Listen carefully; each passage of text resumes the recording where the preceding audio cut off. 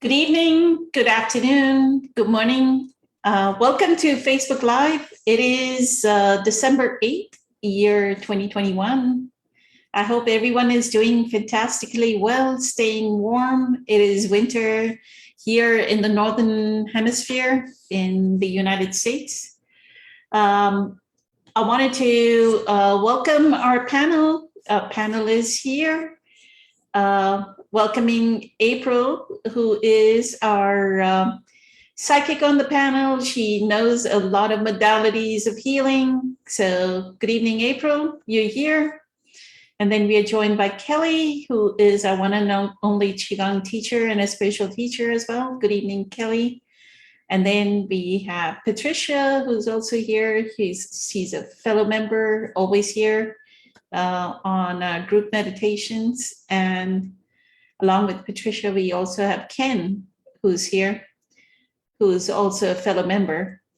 So I'm hoping you'll remember last week we were talking, Ken brought up his son's affliction. So Cecile had a question, April, and everybody can answer on that. Hopefully we go through it quick because I have another zinger from our sweet and precious Lakshmi. So the first question is, let me type it up.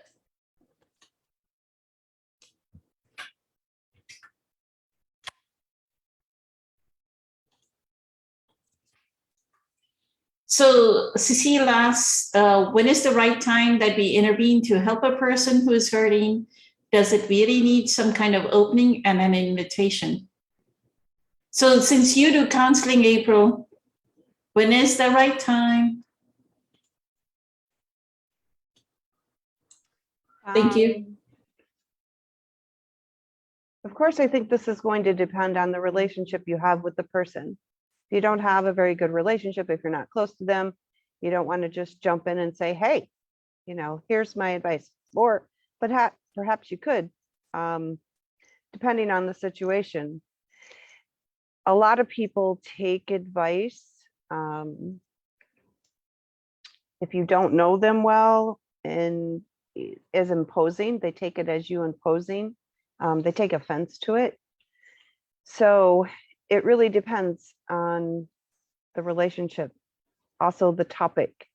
If you know the person well. So what I do, like when I'm working with people,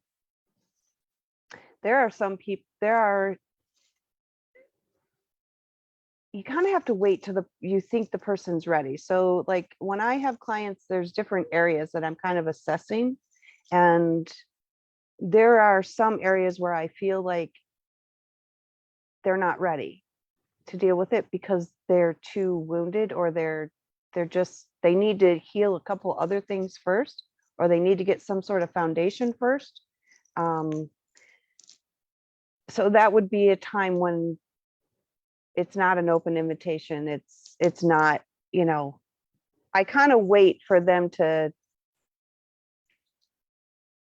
you just have to, you read their energy, you guys. I'm trying to, you read their energy. I don't know how else to say that, but I kind of read their energy and I see where they're at in their development with the problem that they're dealing with. And if I feel like they're not ready, now there are some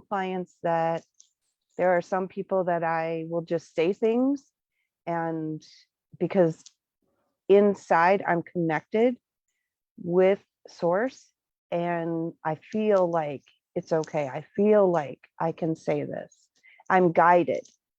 So I always suggest that if you're helping people or you want to intervene, that you check in with source and you listen to what source has to say. You listen to see if it is the right time. There are times where I've wanted to say things to people that I feel like they really need to hear. But when I go to say it, if you're listening and if you're connected, if you're listening inside, you'll get the sensation, no, not right now. So that would probably be my biggest part of this advice, is just listening to yourself, listening to what your body says.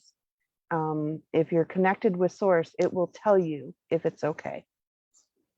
So that's probably what I would do. Beautiful. Thank you so much, April. And it's like they have to be ready to receive as well, right? They have to be on some kind of heart opening or crack in their ego. If not, they're not going to hear it. We can keep saying and saying and saying, right? How many people watch so many of Eckhart's videos, but if the opening is not there, the receptivity, the resonance is not there, right?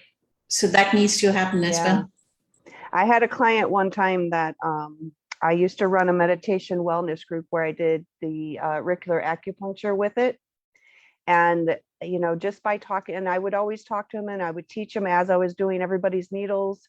And then I would go through the meditation. And one client said to me, "Can you be my therapist?" And I just flat out looked at her and said, just didn't even think. And I said, "Not until you deal with that anger. When you reduce that anger and you go get help for that, you can come to me." And which meant going to residential. And then later, like a year later, she came to me and she said, "You said that to me. You saved my life. You changed my life. I went to residential and now you're going to see me." And the thing is though, but that door had to be open on her end to hear that from me, because I literally didn't even wait. I was like, "Not until you," like, just spit right out. Right. She could have took that very offensively. So yeah, I think it all has to do with presence and being connected and them being ready. Beautiful. Amazing. Thank you so much, April. Kelly, did you want to say something about this? You saw the question, or do I need to post it? Oh, You know, I've seen the question. you got the question. Right? Thank you. Feel that April really hit the here.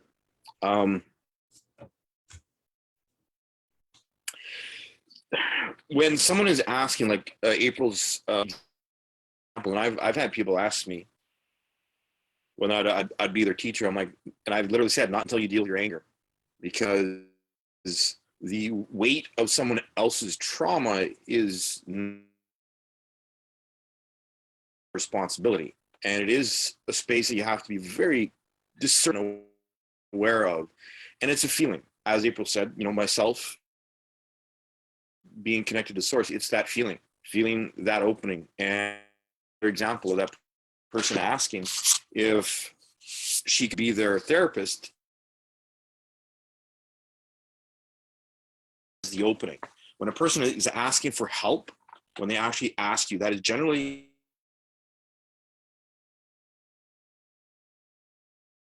open themselves up to suggestion, advice, support, healing if needed. You know, it's all situational. And sometimes what people need the most is someone to just listen. And sometimes give them a little bit of tough love, like the example of like not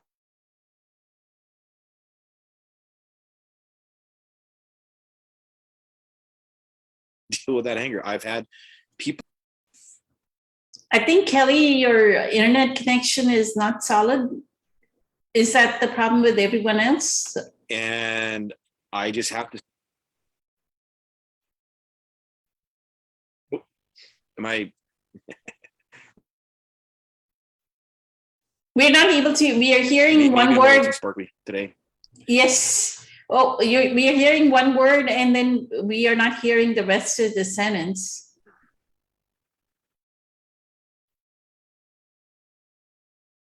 How am I now? I turn my microphone on off. I can check my preferences, but We can hear you now. Thank you. I'm pretty sure everything's on the up and up. Yes. I mean, it has gotten a lot colder here. Okay, that's better. Okay, can you hear me now? Okay. Yes. Thank you.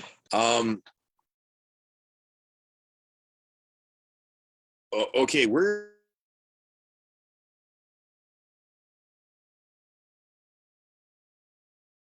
did I hear anything of what I said?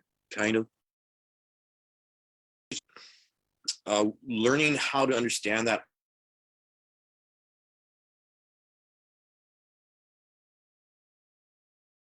for when someone is asking for help is really important. And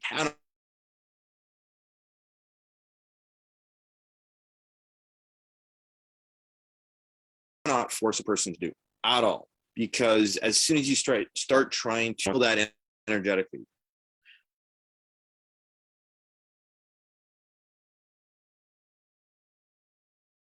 chip cookie, you got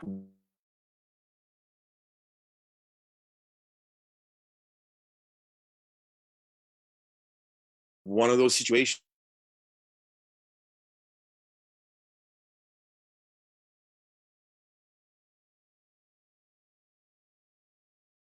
where it is so important, because the more you understand your own emotional language, help others and support others into feeling vulnerable, feeling safe being vulnerable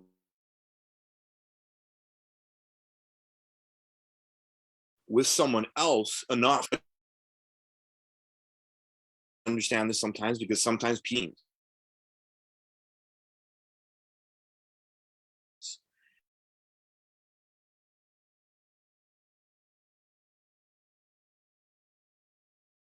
and they say they want help, you offer help,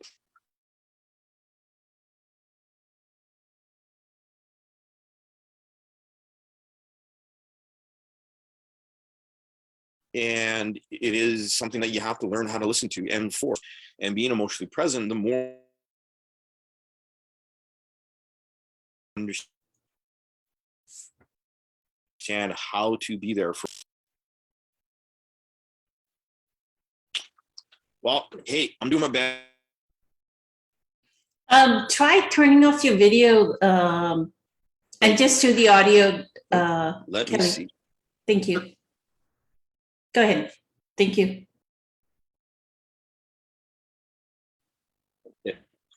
How's that? Perfect. That better? Is that better? Yes, no, I don't know. Yeah, okay. Does anybody want anything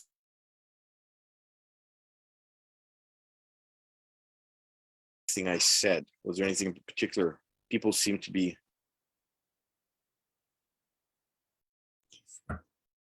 The only thing I heard was that you have to be vulnerable. I can leave where I ended, but yeah, actually, I'm watching everybody on camera, and you guys are.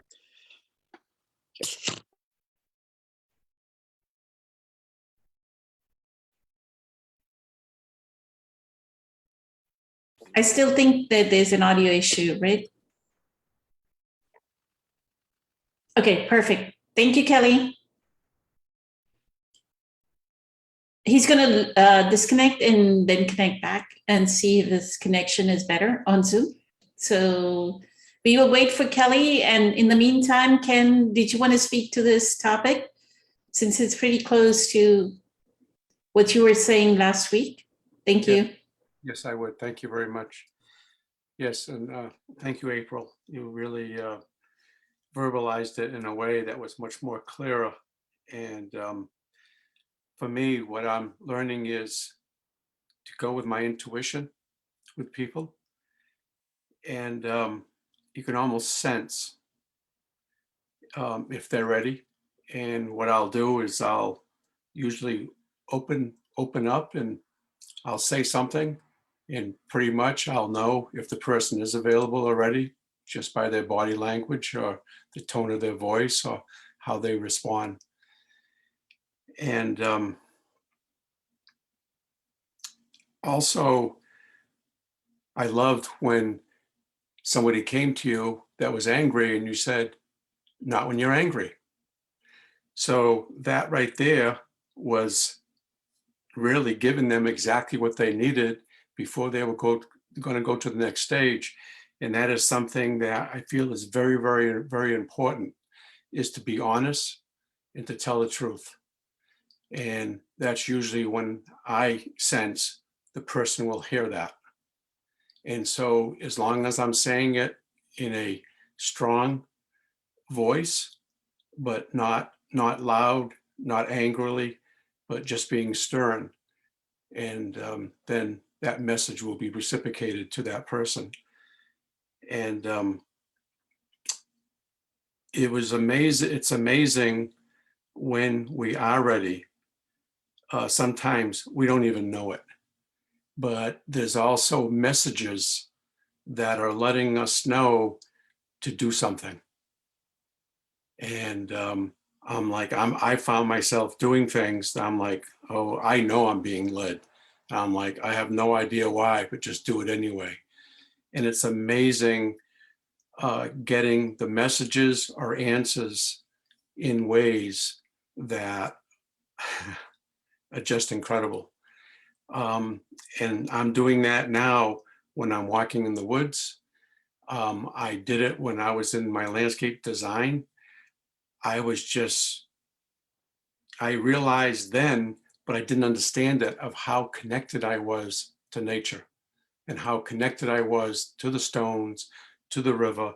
It was like, and I really loved doing Zen gardens and Japanese gardens. And there was just something saying, I just love this. And I would feel the joy. I would feel really good when I'm going toward being in alignment to what I need to learn or understand. It's a feeling, it's a knowing.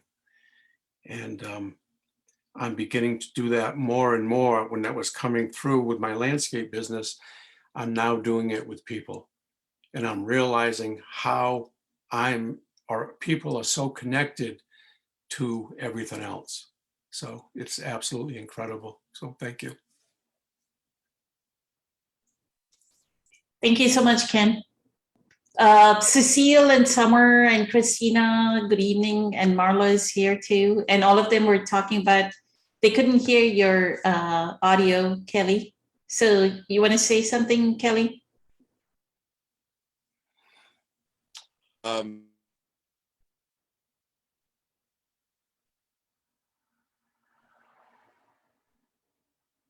How do I sound now?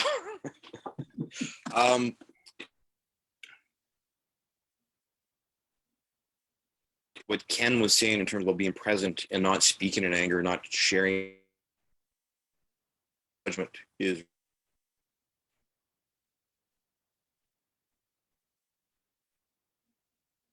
really, really important to understand. And I'm wondering if you guys can. I'm having trouble tonight. Interesting. Can anyone hear me? We heard that part.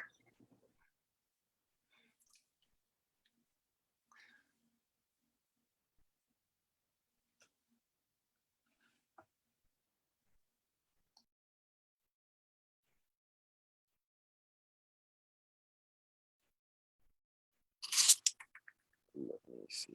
That's interesting. When someone is ready to be open to and understanding, and sometimes all it takes is for someone to just listen.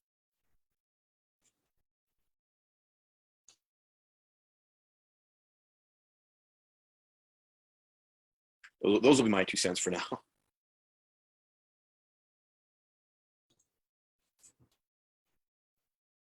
So you said all it takes is for someone to listen?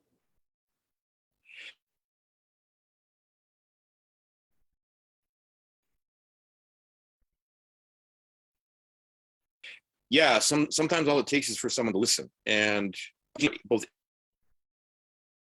April and Ken have said, and they both said and made exceptionally excellent points about learning to listen, knowing the theme of the moment. Like you can feel it in your heart when someone is actually honestly interested in healing. Communicating from anger is really, really important. And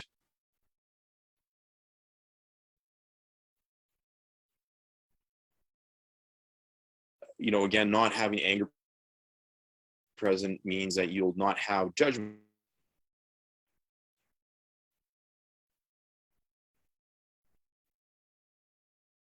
present, a neutral space for someone, their feelings and their needs.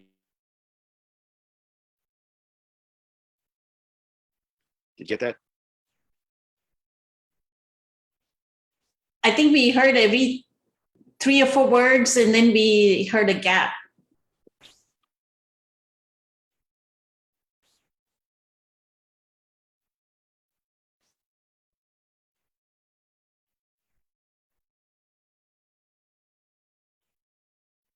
You're going to try again? Go ahead.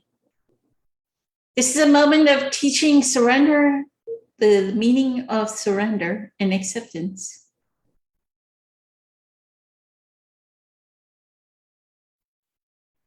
Okay, Patricia, do you want to say something about this? And then we can ask another question. And Vidya is online with us, so we are so honored to have Vidya with us today. So go ahead, Patricia. Thank you. Hi, everyone. Thank you. First, when I was listening to everyone and looking at the question, I thought there is always the right time, to intervene is always the right time because we want to help the other person. I think the question is how, and maybe if we are willing to help, we see them hurt. It's that being present and adjusting, like what's the presence, what's the moment tells us to do. Either like April said, you angry, you go this. This is for me an intervention, right? Or giving them our presence, just listening or just observing and respecting the place in their life and unconsciousness they are, because maybe that hurting that they feeling is what they need to open.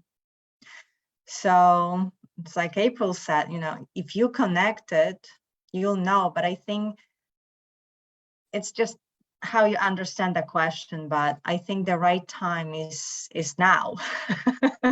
It's always now to intervene. It's just the means in which you intervene will vary depending on what's needed in the moment. So that's where the reading energy comes in and your present power, because if I'm not in my present power and I want to help someone out of my ego, that's not the right moment. So it must be also right for me, right? But so it's just, I think, a way to bring yourself, if you notice someone hurting, that's, the question, am I in the right space to help them? And maybe me just going back to my presence is enough to help them in that moment. And then the other part of the question is, does it really need some kind of opening or an invitation?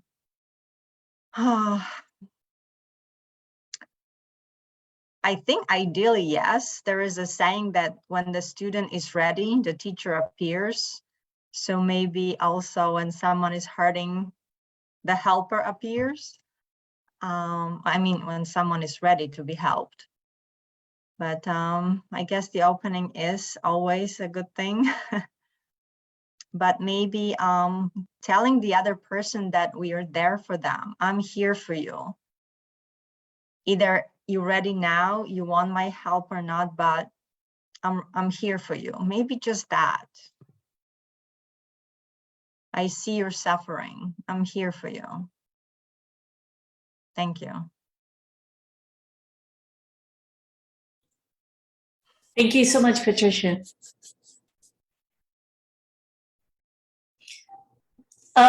We move to the second question, which comes from Lakshmi. Here we go.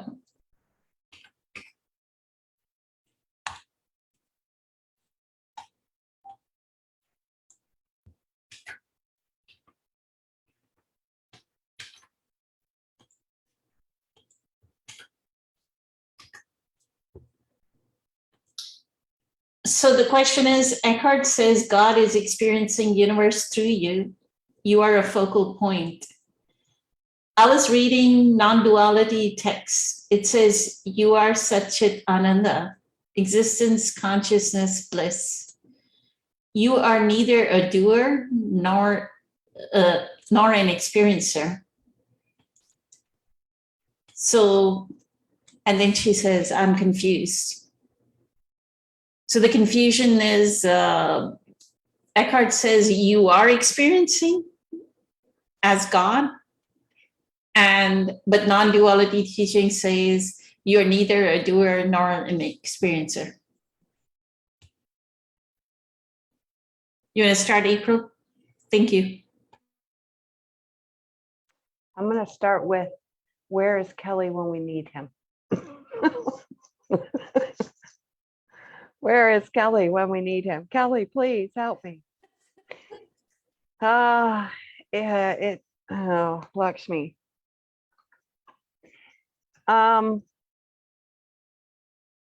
It is confusing, and it confuses me as well.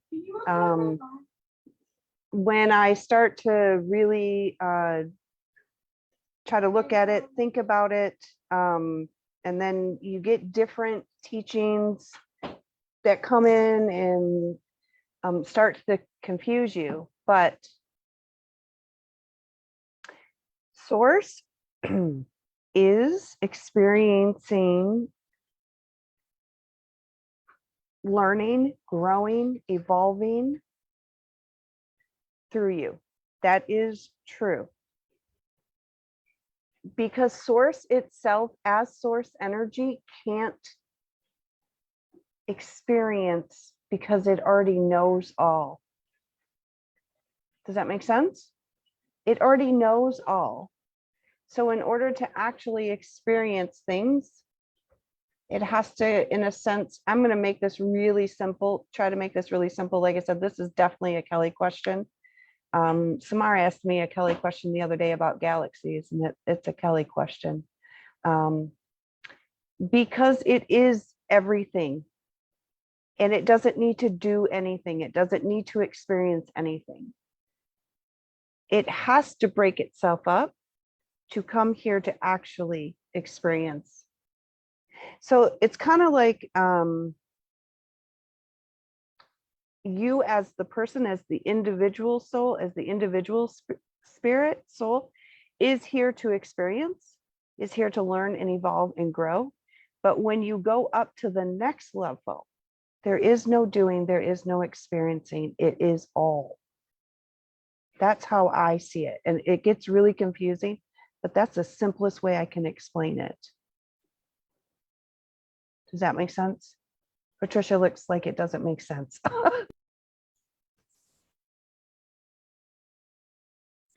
It's mind blowing, but that's what it's supposed to do. It's supposed to blow the mind. So all that's left is just now. I mean, So there's levels. Like here on this level, I'm experiencing, I'm doing, I'm growing, I'm evolving. I have my karma, I have my life lessons, I have my soul path, I have all these things. But when I go into meditation and I go with Source and I connect where I am just with Source and I expand my energy out, there is no doing. There's no experiencing. It is just all. It is all just one. It's just oneness. In oneness, there is actually nothing to do. It's done. There is nothing to experience. It's a knowing. It's a togetherness. It's a oneness. It's a perfectness. It's a love. There's nothing to do there. There's nothing to fix. Does that make sense, Poonam? Is that? You said it perfectly. Flawless, as always. That's where that incredible softness and wisdom that comes from April. Everybody hangs on to every word of April's, right? So thank you. So when Eckhart says God is experiencing universe through you, you are a focal point. It is exactly what you're saying. When we go back and rest in our alignment, I like the words that Abraham Hicks uses. Even Eckhart has used this word, alignment with inner beingness, right? And Abraham Hicks uses it all the time. She's categorically, she always says, calibration with Source is alignment with your inner beingness. So in one of the questions, and this was something I was going to bring up during the panel as well, Eckhart says, what is free will? Are you choosing? If we are acting out our conditioned patterns, then who's choosing? That means the conditioned pattern is overtaken. But then once we overcome the conditioned pattern and we are pure presence, who's choosing? Is Poonam choosing, or is this presence just flowing? Or is this source just flowing through April and answering this question? So what I feel is when Eckhart says God is experiencing universe through you, you are a focal point, he exactly means what the second part of it is when you are aligned with your inner beingness, when you're connected to source, then there is no doer, doing, experiencing. It is just that consciousness flowing through. And before space and time, that consciousness existed. Then space and time was created. When the Big Bang happened, space and time was created. Then consciousness is experiencing itself through the bee. The bee has its own consciousness. The leaf has its own consciousness. Each one is a different way of consciousness experiencing this 3D world, right, April? Countless, like Eckhart says, countless billions of forms, each is unique in itself.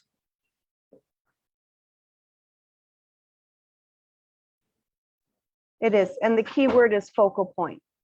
So remember when I asked the question to Kelly, like, why is it that when I go to sleep, there's nothing, it's gone? But I think I heard it from Abraham Hicks. Was it Abraham Hicks, or maybe it was Eckhart? They said, try to notice the very few seconds that you wake up and your body is coming, your soul is coming back into your body. So I did that. And I said, I'm just gone when I'm sleeping, but why do I keep coming back to this body? And that's the focal point, is this body, this lifetime, this timeline. That's the focal point. But when we step back into, and there are millions and billions of souls, of parts of source. It's in the plants, it's in the animals, it's in everything. Everything is like Joe Dispenza says this, everything is a wave, Gray Braden says it too, until it gets focused on, then it becomes a particle. So basically the way that I understood it was that that's what we are, is everything is light, everything's energy. And we are these collection of waves that have become this bundle of particles that's called April. Right? But in that is source. Everything is source. Everything is light, everything's energy, everything's one. So. And to make it, go ahead. Go ahead. No, go ahead. Go ahead, April. Thank you. And then when you evolve and so free will comes in when the more that you are on this journey, the more that you know who you are, the more that you know that you are source, the more free will you get, the less you act on those, just like your book explains, Poonam, the less you act on those subconscious beliefs, on those conditioned patterns, the more the choice, more you have choice. Does life become just perfect rainbows? No, but it does become less difficult. You do have choice. We have choice, to take our situations either the hard way or the easy, or laugh. We can laugh about them, right? I was laughing earlier because I can't, some words I rename people and I say the wrong words. Before, when I was younger, that would have been an ego hit. I now have the free will to choose a different route. Right? I have the free will to get better. I have the free will to learn, to grow. So there is free will. Everything is not just happening for us, but when we are under the veil, when we don't know who we really are, yes, it appears we don't have any free will. And in essence, we don't, because we are living out those conditioned patterns. Right? To make it a little bit more complicated, what I could say is when you become that focal point, you at that faster frequency of connection to source, you can pull a different April. Like we talk about right there, infinite universes, there's infinite possibilities. And it can be an April that if we have some kind of pain, that's what Dr. Joe Dispenza says, right? Like if you had some kind of pain, we can pull the experience. That future April needs to pull the past April to that future April. Right? Where there is no pain. There is no, like if you have an addiction, since we were talking about addiction, that there is no addiction, that there is, and people make gradual changes. And this is where the awakening process is, instead of making what Dr. Joe Dispenza's teachings does is instead of making these very gradual changes, that we made a shift today, then we made a shift in 2 days, then we made another shift in 3 days, right? He just like bang, within a week of doing his progressive workshop, of doing the meditations, or being part of his coherence healing, he's trying to get you to make that quantum jump, right? From this to no pain. I had posted somebody who had cancer like all over her. She was saying it had gone up to her lungs, into her liver, everywhere. And all she did was the meditation and she healed herself. She had gone through chemo. It had been a couple of times. And she's a cancer biologist. So it's like a person who actually does research on cancer, and look how much more contribution she's going to make now that she knows how to actually heal it. She knows the biology of it, and now she can explain it over and over again to others and help them heal. So who's the experiencer? It's consciousness that is experiencing. In that, when we become that focal point, when we focus, that's what we're saying, right, April? When we are calibrated to that frequency. The other thing I wanted to say, I think I kind of heard from some video of Sadhguru's or somewhere that when you were saying when we sleep, how does that, when the spirit leaves the body, how does it know? I feel there's a frequency left, vibrational frequency left in the body, as well as the frequency that left. There's a match. Each one is unique by themselves. That April, when her body, whatever, I don't remember what Sadhguru calls it, that aspect of April leaves and during sleep and comes back. It doesn't come back into Poonam's body, right? It goes to April's body. So there seems to be some kind of, our hearts kind of beat in a certain way, but that the vibrational frequency is maintained. Right, April? Yeah, and that is exactly what Bruce Lipton explains. He explains that each one of our cells has our own radio frequency. We have our own radio frequency, Yes. right? We have our own dial on the TV, if you're old enough to have a dial on the TV. Right? I just aged us, right? And I think that's also, if energy, people who do the energy work, we talk about, and I know Kelly's mentioned this, that silver cord that is attached to us, and that's that frequency. So this is April's frequency, and yes, and that's basically how, when I did ask that question that you guys explained it, was, my soul and my body are set at the same frequency. So when I wake up, I'm back at this frequency. Now I can move to a different frequency. a different person, it per se, we'll call it a person because people can understand that one. Because this stuff gets so confusing is what it is, you know, it just gets so confusing. So, but I can tell you the key to that. The key to that is worth. It's your self-worth.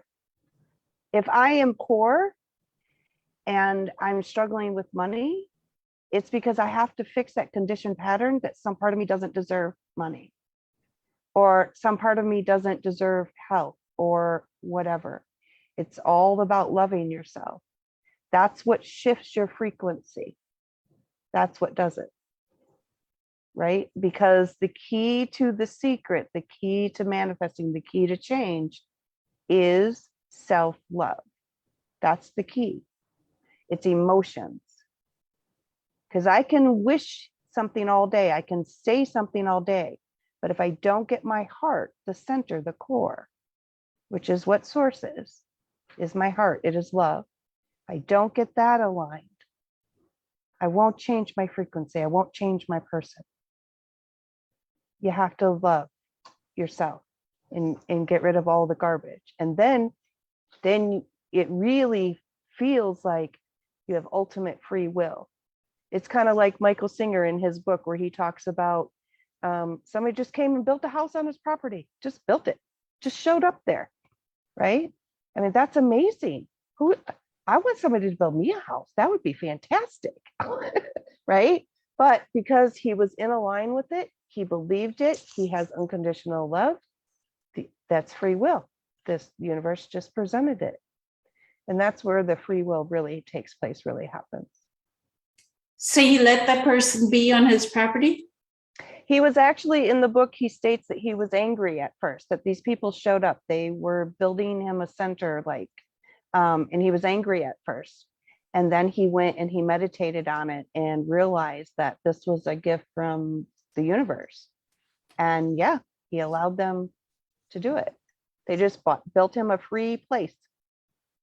So it's in his book. I think it might be in the Untethered Soul book.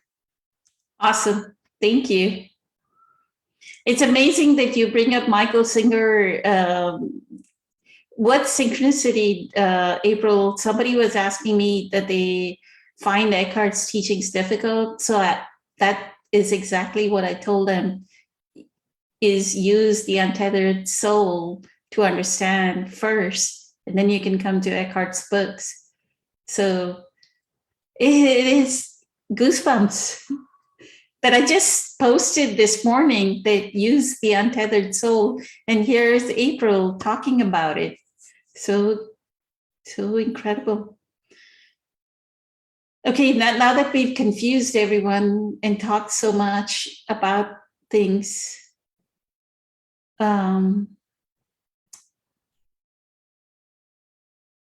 kind of forgot. There was something that you had brought up that was key, and I forgot what that was about. So we move on to Ken. If it comes back, I'll let you know, April. But you made a point that I wanted to reiterate here. But hopefully everyone can go to the replay and just watch the replay, right? So thank you so much, April. Always words of wisdom. So Ken? Yes. Yes, I would like to expand what April was saying. And I want to thank April so much for when the question was asked right off the bat, you said, I need help. And that is actually helping me to, by you exposing yourself, allowing yourself to be vulnerable, so can I. And so just by being in that energy field, I'm really seeing how you started talking and then your thoughts just expanded and then things just came to you magically. And then Poonam started talking and then you both were dialoguing. And then as you were saying it, your thoughts were expanding my thoughts. And then I'm like, oh, I'm kicking in and realizing that everything happens for a reason. And it's something where there are no mistakes in this world. So when a seed is planted through a thought, or it expands, and sometimes I may not understand something, but before long, it starts to sprout more thoughts, more information, being in alignment. And then I'm thinking of when I started, I was like down in the dumps where I wanted to die. And then I had an experience. And then through that experience, that's when my life started to shift. And I had to be in so much pain and suffering, where after that, I'm like, I don't ever want to go through that pain and suffering again. But it's amazing how that thought of me going through that, then I thought of, what does a woman go through when she has a baby? 9 months of pregnancy, and then going through the pain and suffering of that. So that came to me as being a man. I'm like, how did that thought come? It didn't come from me. It came through me. So that in itself, and then realizing how my life started to change. And the more surrendering, the more letting go. And now in my life, if I feel any uncomfortability, I say thank you. And so what I'll do is I'll say thank you, and I know that I need to step into it or lean into it. And then that's where expansion comes in. And then listening, like we were talking before about listening, and to fully listen, and then realize how the downloading of information comes through. And as Poonam says a lot, these things aren't happening to us, they're happening for us, for our evolution of learning. And then I loved what April was saying about the love. Everything is about love. And it's like almost like a deeper understanding of what that means. Like now when I'm listening to somebody, I used to get a charge, and I'm realizing, let it go. It isn't just what I say. It isn't just what I think. It isn't just about my emotional relapses. It's about letting go of everything, and then just allowing that loving energy to come in. And that there is what people, and now I'm realizing this is what we're feeling. These feelings, that emptiness, that loving energy of just pure listening, actually is like a magnet, and it's a frequency. And I love what you were saying about it's a, we're all energy, and it's like a TV or a radio station. And I really believe that everybody's energy is a frequency, is a different station. And it's something where we will be drawn to it to learn, and realizing that that energy to me is God, is spirit. So anyway, thank you very much. Amazing. Thank you so much, Ken. Beautiful. So it did come back to me what April was saying, that I wanted to reiterate. That's why I wrote the book, April, when you were saying that the shifts in consciousness. So we make quantum leaps as we heal our karmic accumulation.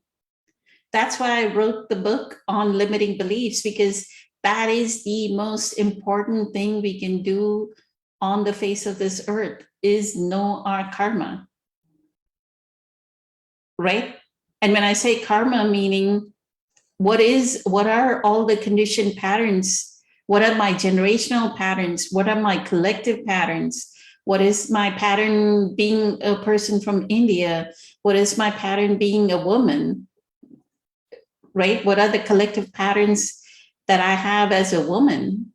How have women suffered for thousands of years, being put down as not even counted, right? Like Jesus, when he counted how much food, like the 2 fish and 2 loaves of bread, women and children were not even counted, right?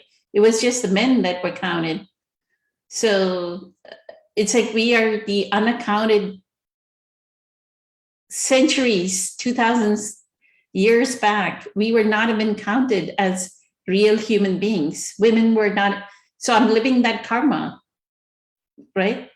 And as we make that shift in our consciousness, I wanted to really, really emphasize on that point, because the book was written for that reason, because I realized throughout my life that my shifts came as I made, even as a child, I had certain understanding. Like in India, we have the caste system, right? Where we have this discrimination of our lower caste. Like if you're a Brahmin family, you don't allow the lower caste to like eat with you or be with you. And I used to like tell my grandmother, your maidservant is actually cooking your food and doing your dishes, but she cannot sit with you and eat. So I would go to the servant quarters, even as an 8-year-old child, and eat it out of their dishes, right? Like I would allow them to cook the meal in their on their stove in their vessels, and I would eat out of their dishes with them. So they were always like so grateful that I would make that gesture, that I would come to their home and actually visit their home and be in their home instead of, this separation. So even as an 8-year-old child, I know that was the karma that I was taking away from generationally, that my great grandfather and great grandmother would have discriminated. And here comes a generation that's going to tear that apart, right? And each one of us, April's talked about it, that she's the one that's tearing down that generational pattern. Ken is tearing down the generational pattern. Patricia is on her way tearing down the generational collective patterns, right? So we're all on our way tearing those down.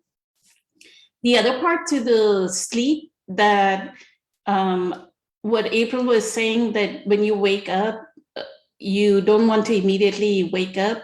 I feel there's a sweetness and preciousness to that as well, right? Marla noticed that last Friday that I was kind of tired. I was actually, during my meditation, I went so deep in my meditation, it was almost like I fell into deep sleep, right? And then I started the group meditation. But the sweetness, like I didn't want to even get out of the bed to actually come to the group meditation, because that sweetness is there, right, April? Like it's so sweet to be in that phase of you are returning to source. It is so sweet and precious. When you come back, you're like, no, I don't want to come back. I want to be there, right? Isn't that true? It's like the NDEs when they go to the other side, because that is where like Lakshmi is asking about, there's no doing, there's no real experiencing. You just get to be, but you get to be in wholeness. There's nothing missing. You don't need anything. And it's just, it is sweet. It's wonderful. It's beyond peaceful. And it took me years to be able to get to that space. And I know for those of you who are just beginning on this journey are like, what space? I want that space. How do you get to that space? It takes time to get there. And if you keep on this journey and you keep practicing, you will get there. You will have that experience. But when you have it, it's beyond them. It's beyond words. It is amazing. And I think that's where a lot of people try to get in meditation. A lot of people talk about meditation and say, oh, go to meditation. It's nice. You don't have to, you can just relax. But that's actually the space. Like if you can get to that space where there's no doing, there's no worry, there's no thinking, there's no experiencing, you just get to be with source. It's absolutely phenomenal. Yeah, it's indescribable, right? The sweetness and preciousness of that. And that's my incentive, like to give to everyone, that if you can get to that depth of presence, power, or alignment with inner beingness, that is what Eckhart, that is what Abraham Hicks, that is what Joe Dispenza, that is what Sadhguru, no matter who the spiritual teacher, they're asking us to get to that point, right, April? Complete, sweet, precious alignment with inner beingness, and no worries, nothing exists. There's no thingness, right? We're having an incredibly fun time today. I wish Kelly was here. I wish his Zoom would work. Thank you. Patricia, did you want to say something about this? We're all going to put energy into Kelly's internet connection. And, Okay. right? We're all going to put the energy in there that it works. He needs to upgrade his internet connection. Maybe, just maybe, we needed to come to our answers without him today. I was wondering what actually, because Lakshmi wrote, I am confused, but I was curious what she thinks, if, you know, because even Eckhart says that the words are only pointers. So any of the theory, even if I'm listening to all of you, like describing stuff, it's you describing stuff. You don't know what it means to me when I'm listening. So I also remember when Eckhart said in one of his books that when Buddha was asked, who is God? He just stayed silent. Because I think even in when I was reading parts of Bible, was always say that you can't explain it. There's no words. So we're just trying to like get as close as possible so our brain can understand it, but there's really not understanding. And I know that Eckhart said that there is no experiencer or experience, like it's being done through us. The only thing we could do is help open up for what is being done through us. And that's being done, I think, through those moments when we either suffering so much, like Ken said, that it's like, I don't want it anymore, there must be another way. Or listening to wise people, it's like, I want to be like her, I want to have that peace. What did she do to have that peace? Oh, she meditates, she stays in the present moment. Okay, so I'll do that. But it might take me, you know, one time, or it might take me my lifetime to really understand what this bliss. I think that's what Lakshmi also said, existence, consciousness, bliss. That bliss, the taste of it.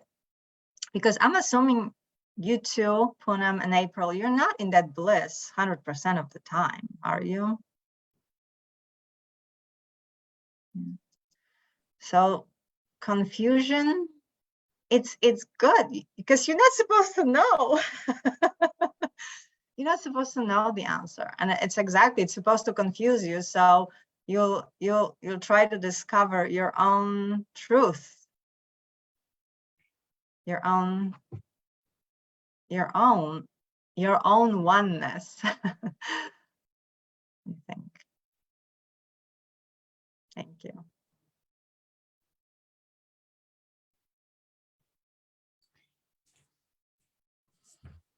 But if you say that it took so and so, so each human's path, each we say human,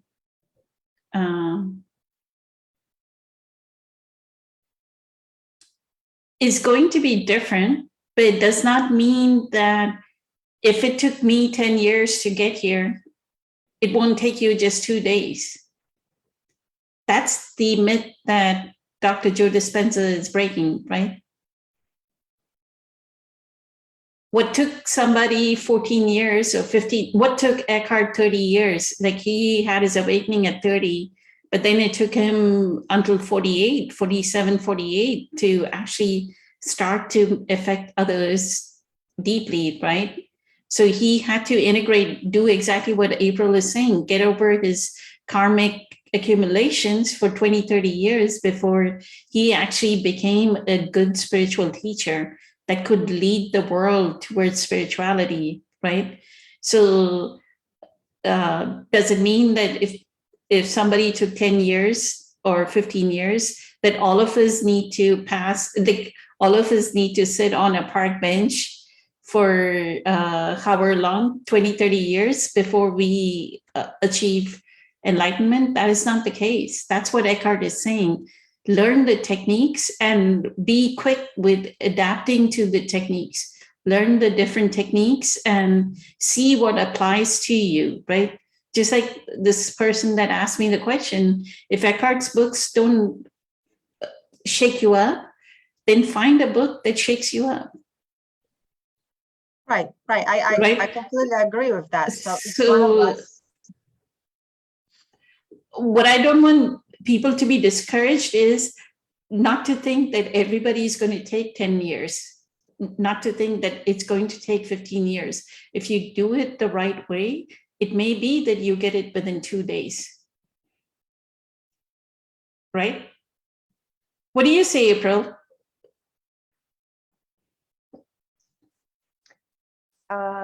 It's happened. People have got it in 2 days. Most people, because we have accumulated karma for lifetimes, it takes longer than that. But again, I think that is one of the biggest things that Joe Dispenza is breaking, is saying, look, come spend 4 days with me, give me a week, and we'll fix it all, because I can keep you in the quantum field where, again, remember, everything's a wave until it's focused on, then it becomes a particle. And in the quantum field, all possibilities exist. So give me a week where we focus on the quantum field and those waves, and we turn them into particles, is what he's saying. He creates a new future with you out of the quantum field. So can it happen in 4 days, in a week? Sure, it can do that. There's people that's happened. And also, I think because we are changing right now, we're moving, we're awakening because of all the chaos that's going on. So a lot of people are waking up much faster. But it does depend on how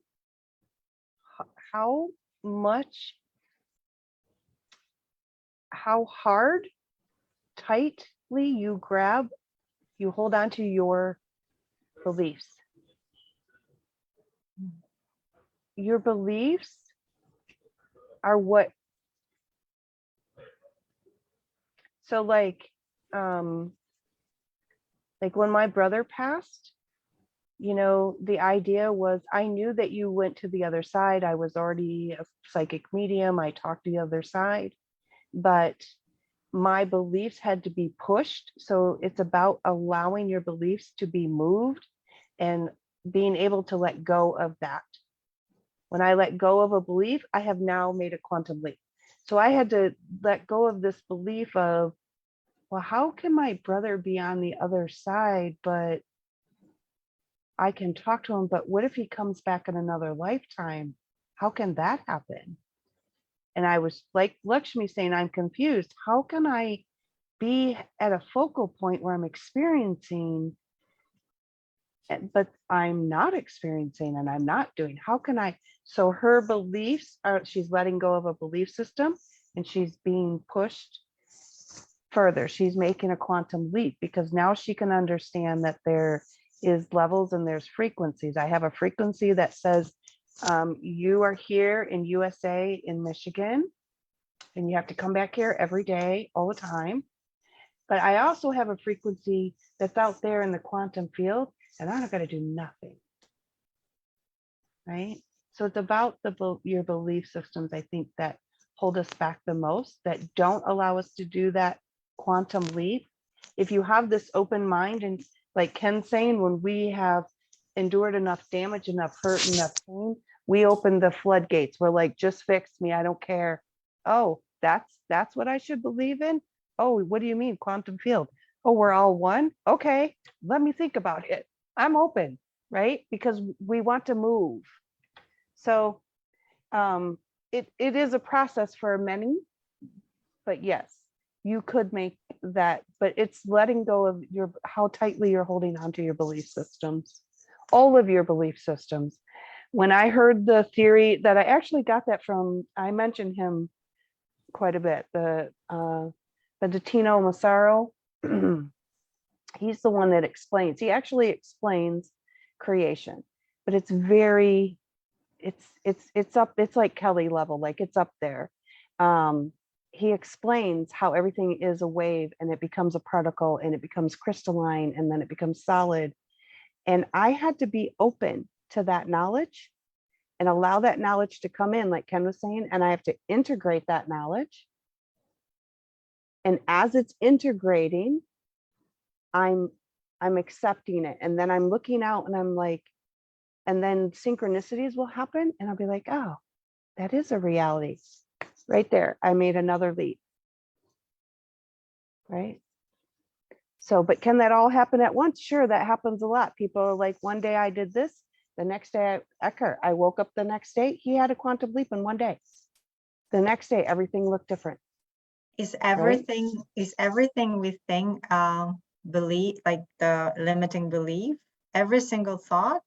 How do we know which thought is creative? It comes from that unlimited possibilities of quantum field, and there's through presence. And how do we know that it's another ego limiting belief? Because as we They all feel different.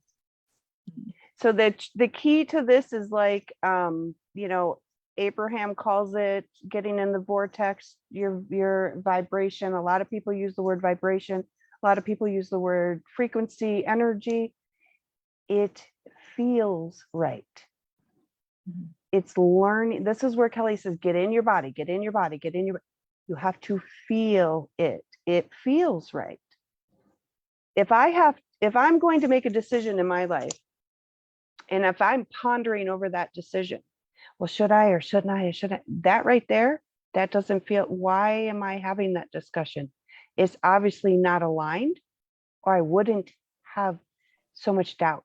Doesn't feel good. So it's learning to get into presence. It's learning to listen, to be quiet, and it will feel good. You will want to do it, right? You will feel okay with doing it. You won't have regrets. You won't have doubts. You won't have fear. You won't have any of that. That's how you'll know. So we got to learn to feel.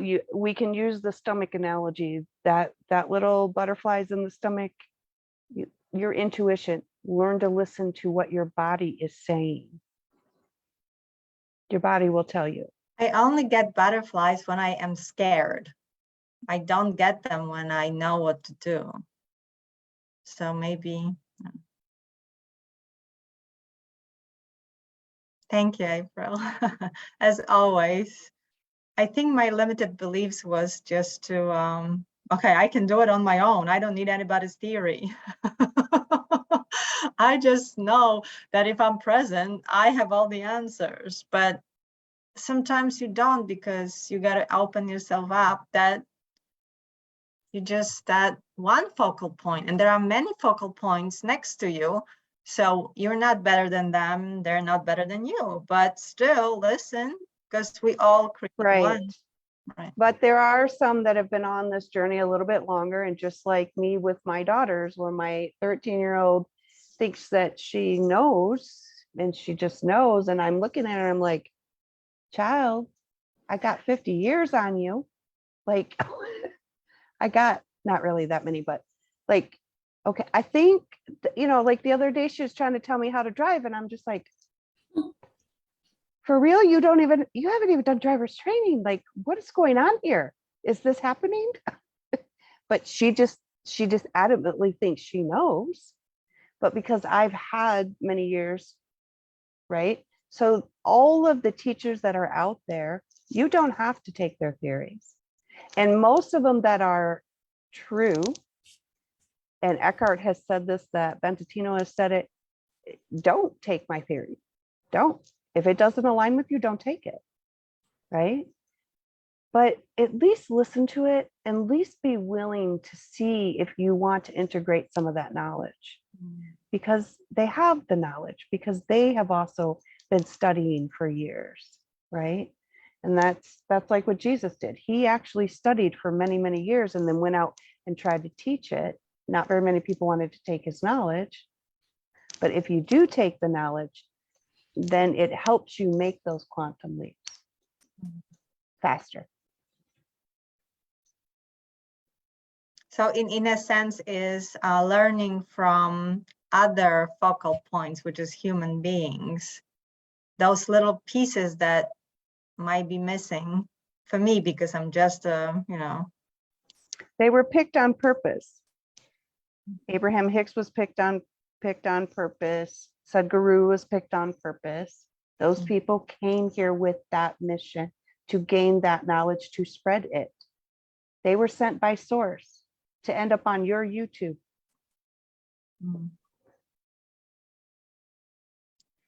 Yeah, that this part I'm just either they're very, very successful marketers, self-promoting.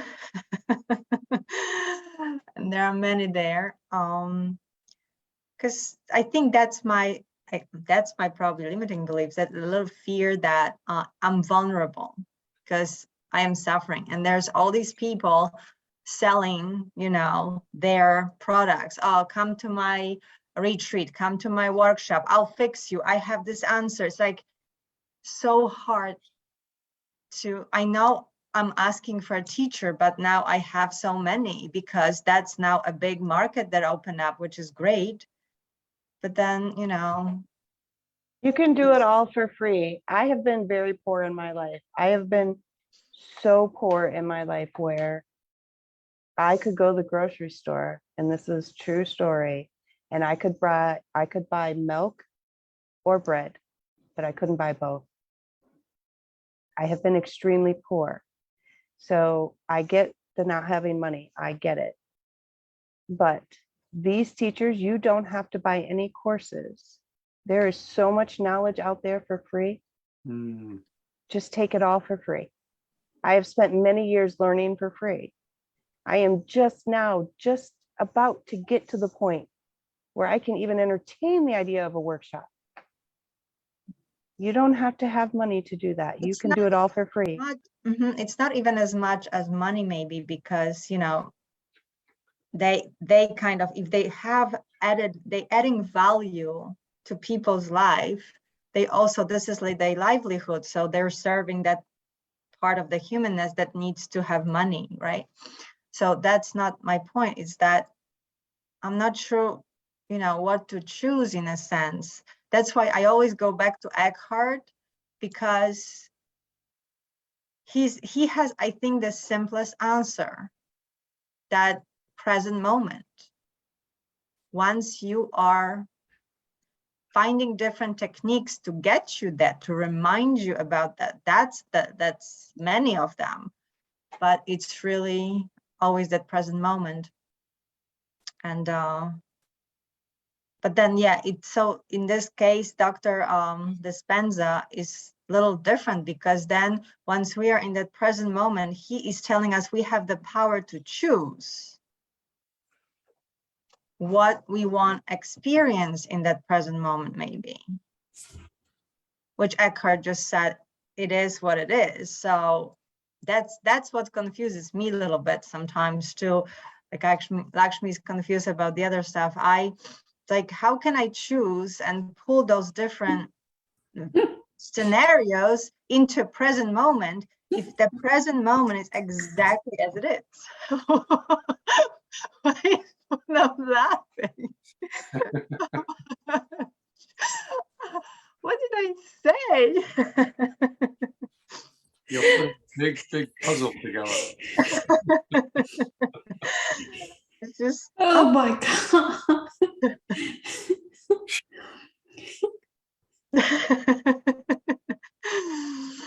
Uh, yeah, it's not that serious. I know it.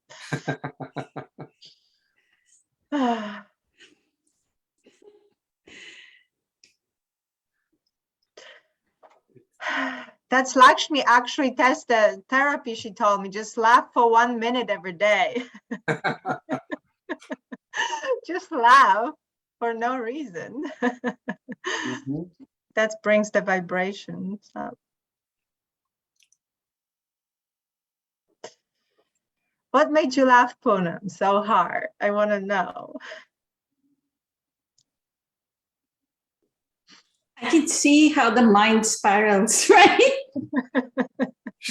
She spiraled. She was like the exemplary version of how she spiraled, right?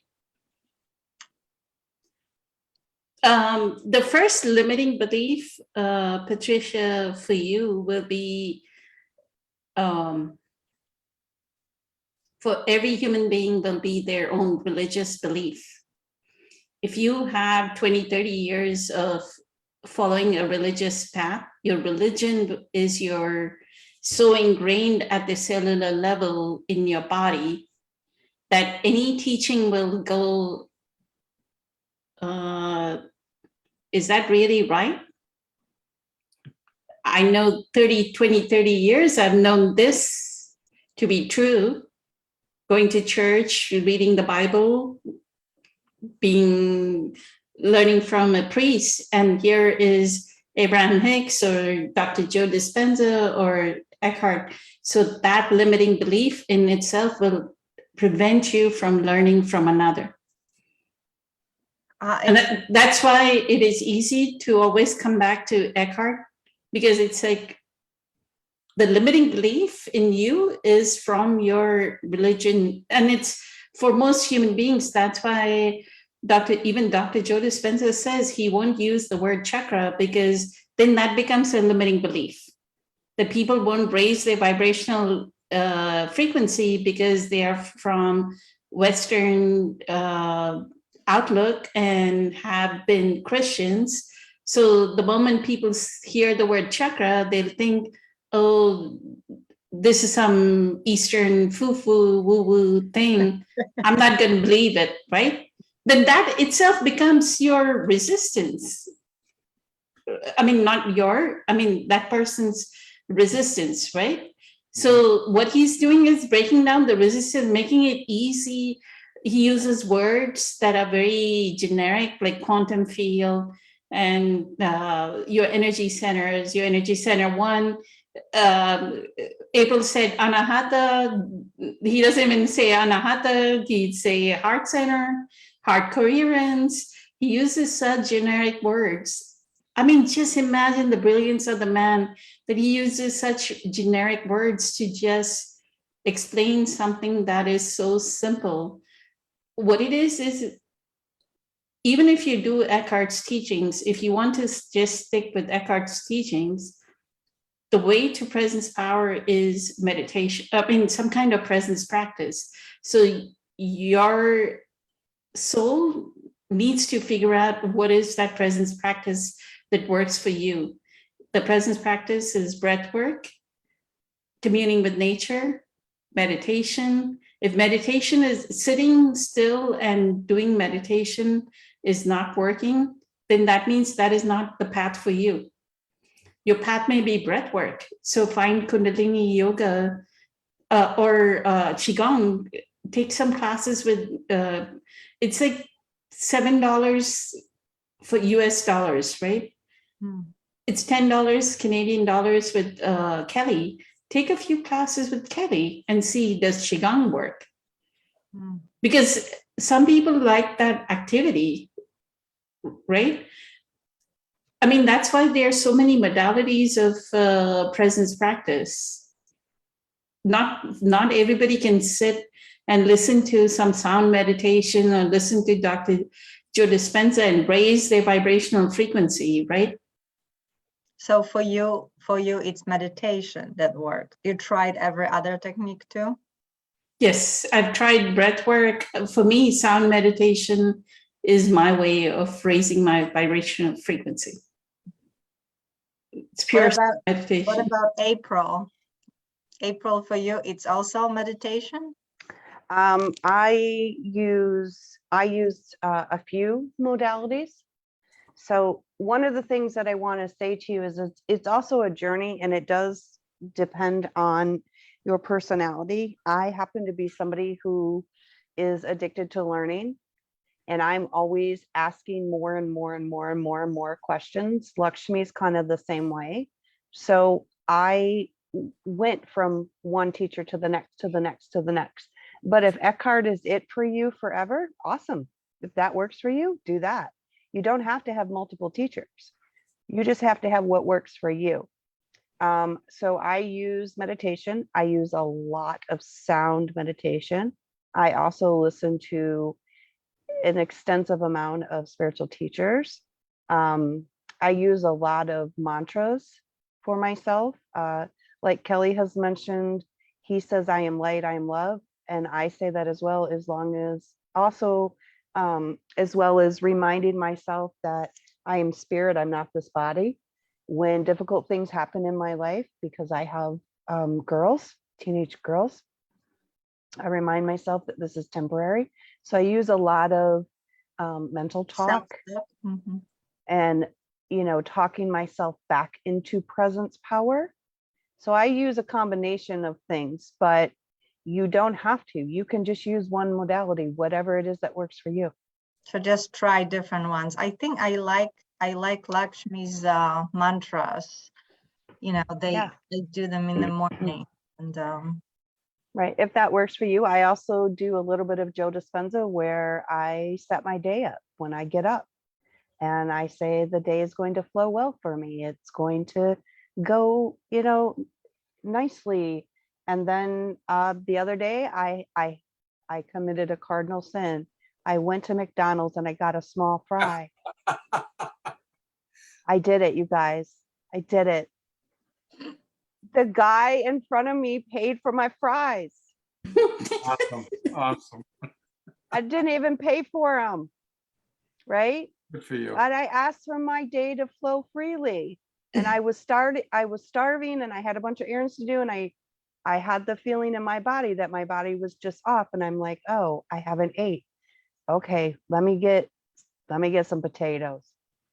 But it was quick, it was easy, so I do that as well. So you can do one or you can do many, but the key is doing what works for you. Right? Sound meditation, like for my husband, he thinks it's like hammers to his head. Like he hates it. Me, I love it. I want to put surround sound in my house and put it on. Right? So I like stillness. I actually love no sound. That's when magic happens to me, because I actually observe almost the space. I actually can see things starting to, like, teeny tiny particles of everything. It's around. It's not just nothing. It's just becomes, the space is something. It's no thing, but it's not empty. I mean, Mhm. stillness. What about you, Kelly? I mean, Ken, sorry. No, no, I like astrology. I get a lot of that with the energies, with the different planets and whatnot. And for me, I go to a meeting every morning, 7 o'clock in the morning, 5 days a week. I go to a meeting with like-minded people, and they are 12-step groups. And so for me, as soon as I get in, I can be in alignment to other people that want the same thing. It's very similar to, I'm in alignment with this group. Okay. So I get that. And I'm real big on manifesting. I'm real big on praying and meditating. And when I pray, it's amazing what comes through. When I ask, please God, give me what I need so I can be in service, so I can be helpful to others as in need. and realizing that, and then I do a lot of reading. I read a lot of different books, and believing in one God and believing in the meditation, I'll be drawn to different teachers, what I need. And I realize that I just listen to the messages because I know everything happens for a reason. I'm even real big on animals. Certain animals come into my life. Certain animals, they have certain messages. And then it's amazing how many things I'll be thinking about. And then all of a sudden I'll look on TV, I'll look at a car, a license plate, or a vehicle will go by and there'll be a saying. And I'm like, thank you. This happened a couple of days ago. There was a friend of mine I haven't seen in a couple of years. For a whole week, I'm like thinking about him. And then yesterday morning, he sent me a message. Hey, I've been thinking about you. I miss you, and I would love to see you sometime. And I'm like, those are my thoughts. So I'm like, it's so incredible. Like I know, finding this group, I needed to break through because I wanted to speak for years.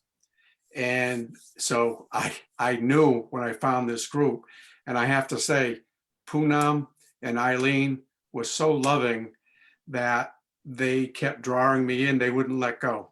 It was like they knew, their spirit knew what I needed. And so part of me was like, thank you, God. Thank you, God. Thank you, God.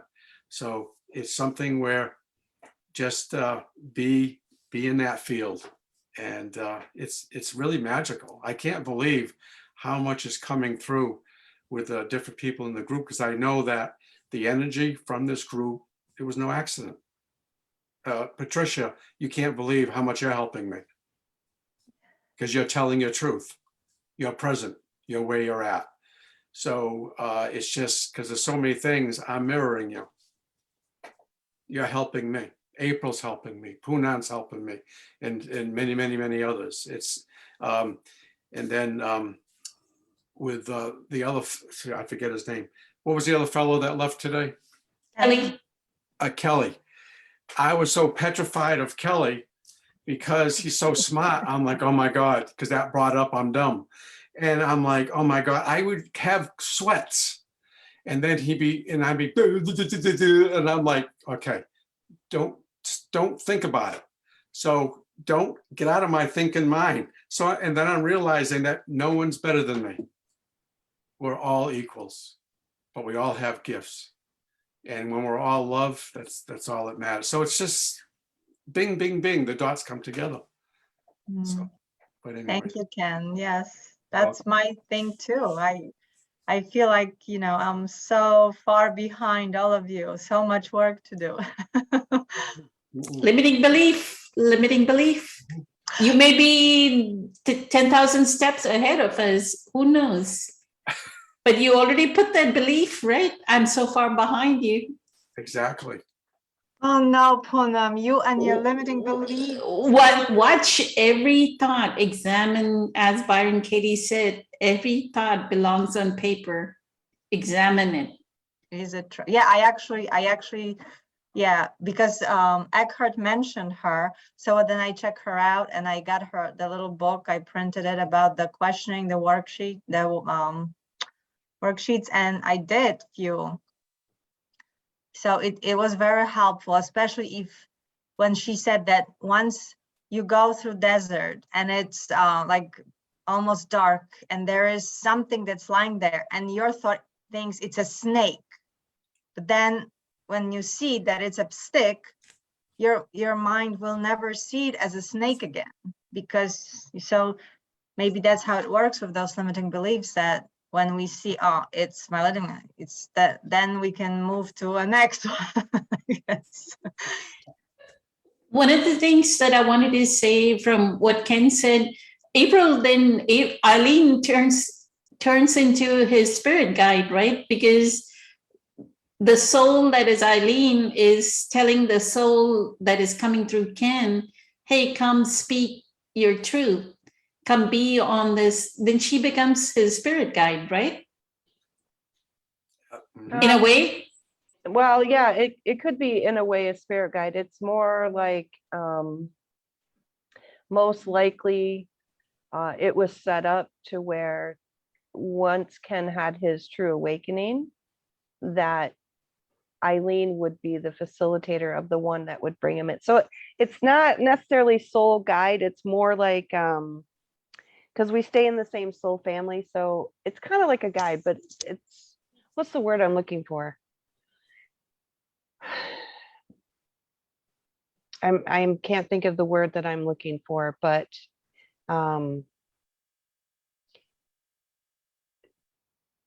it's not guide, it's something else. I can't think of the word, but It's not an angel, right? Guardian angel. well, it's kind of like an angel. It's like Mess- a guide. Yeah. So you could say all that. It's also kind of like, we have many soulmates in our life. It could be your friend, could be your neighbor, doesn't actually have to be a partner, or a husband or a wife. But that's what Eileen would have been. She would have been, Source would have been speaking through Eileen and telling her, make sure that he stays, make sure that he stays engaged, right? Mhm. We need him to speak. He's got a message. Don't let him Mhm. go. And Source would have been talking through Eileen because Eileen has had her awakening and she practices presence power. She practices listening now, and it would have guided her. So Mhm. once you get on this path and you start doing this, then Source, of course, knows you're awake, knows when and it starts speaking to you more and more and more and more. And that's another reason why when you go to make decisions, you'll just know if it's right or not, because Source will speak to you more. You will hear it more, and you will know when it's speaking more. What if I don't like what the source is saying? That's never going to be the case. No. That is never going to be the No. case. That's just the fear. Never, your never. thinking mind, your doubter. Mm. And then as April was saying that, I'm realizing that the feeling that I have in my heart, because I do understand the chakras, I understand so I have other tools. So as this was happening, I felt so loved, even though I was so uncomfortable, that I'm like, no, I have to do this. This isn't about me. It's for the big picture. Yeah. There's a reason why I'm doing what I'm doing, and I have to step into it. Yeah. Yeah. So it's amazing. So it would have all happened on purpose. So, Poonam started the group, Eileen joined, Eileen's on the journey, she's awake, she's listening. Now she's listening enough for Ken to join and for her to pull. So it all flows, all works on purpose. If you're not liking the message that you're getting, it's usually, you cannot like the message you're getting, but it's not like Poonam's saying it's because you're not you're not like connected, you're not, but really what it is it's more like you're not accepting what's being said. You're not truly, because so my example is for almost like 3-4 months, this happened 4 years ago. I woke up every single morning for like 3 months straight or more and heard, you're going to be fired, you're going to be fired, every single morning. It is literally impossible for me to get fired. It really is impossible. I would have to do something like just horrific to get fired. Not doing that. So I kept saying, no, I'm not. Like, and then I would get up and I hear it again. I'm like, no, I'm not. That's it. I didn't listen. No, I'm not. I didn't like what I was hearing, but I was arguing with what I was hearing. And it was my husband. He had been at the job 15 years. He was fired. So if I would have stopped, I would have listened, would have gotten presence, and they would have gave me the rest of the message, but I didn't want to listen. I didn't like what I was hearing. I was arguing with it instead of listening to what Source was telling me. Okay. And it was very shocking. When I remember the day come, I was like, what? And then I thought, oh, I didn't listen. So if you don't like what you're hearing, it's most likely you. It's something in you is arguing with what you're being told. Otherwise, like Poonam says, it should always feel good. It should always feel aligned. It should always feel right when it's coming from source, because source is one thing and one thing only, and it is love. Because there's an isness to it. That is what is. Reality is God. Reality is. There's no questioning it. That's true, but what April said is that she was getting messages from about a future event, so it wasn't what it was about being fired. That's not a message. Yes, it was already set. It was The already happening. future event is already, so there's no future and past. Everything Oh, you're she doesn't. Oh. She doesn't have the concept of time. The time. There is no time. In the timeless realm, there is no time. There, it already is. That's why. What is the thing that Michael Beckwith says? So it Source is. speaks to you through the quantum field where there is no time. Mm. Time is here, third dimension. Source speaks to you through the quantum field. There is no time. So the message could be from 500 years ago, where people have done past life regressions and they're talking in Nostradamus, or it can be from 500 years from now, because there is no time, because it's from the quantum field where all knowledge is. So if you're getting messages you don't like, you really should check into yourself and see which part of yourself is arguing with the message, because most likely the message is true, unless it's from your ego. It's true, it's valid, it's real. And usually it is something that's always to guide and to help you. That's what we feel, our intuition, it's a guide. It's your source. It's being in line. It's always to help. I had given the other example right during group meditation, Patricia, that in 2011, I was offered, like somebody told me when I was looking for a job, one of the recruiters told me, come work at this certain company, right? And I said, no. I didn't take that as planetary intelligence actually telling me, go work there. That's where your life lesson is, right?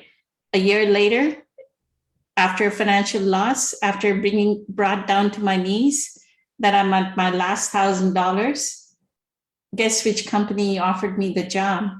That exact same company, right? That's how we understand the bringing down to our knees, right? When suffering comes, why did we get brought down to our knees?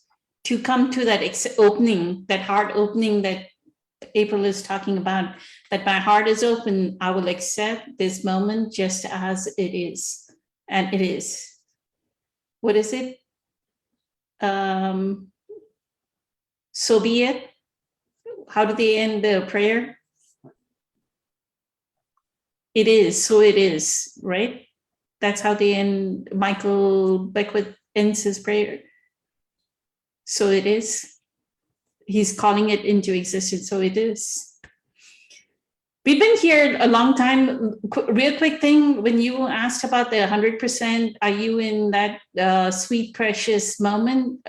Real quick, I wanted to say, the moment content arises, the moment a thought arises or an emotion arises, we are no longer that preciousness. The preciousness is in that stillness. So that sweet and pure infinite love, the unconditional love that Ken is talking about, the moment a thought arises, so even if you think, I need to go get a glass of water, we are no longer that stillness. So the preciousness I mean, it's there in the background, but in the foreground, there's activity going on. And that's something we can talk about next time. Okay. It's been a long conversation. So I know y'all are in the East Coast, so have a good night. And thank you so much. Eternally grateful to all of you. Honor and a privilege that we had such a fun conversation without Kelly. Imagine that. Incredibly amazing. Have a good night. Much love. Many blessings. Thank you. Bye. Have a fantastic day. Bye.